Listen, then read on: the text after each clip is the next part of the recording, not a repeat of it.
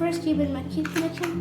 At that time, when I got this 2x2, I didn't even care to play with the cube. I was very small, about 4 or 5 years of age. I just recently joined cubing when I was almost 8 years old, but this turning is pretty nice. I like it.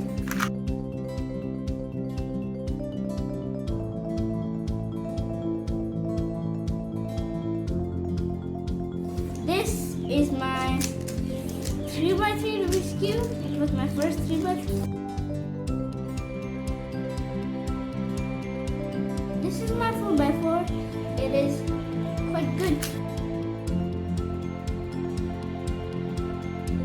This is my pyraminx, my very first pyraminx and the only pyraminx I have.